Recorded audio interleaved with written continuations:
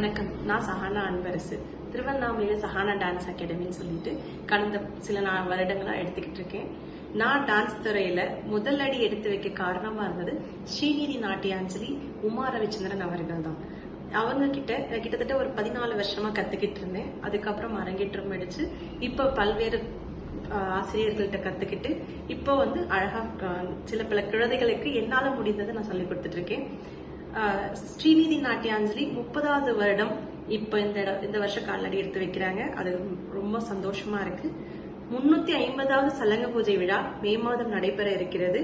அதில் பங்கு பெறுவதில் மிகவும் மகிழ்ச்சியாக உள்ளேன். ரொம்ப தேங்க்ஸ்.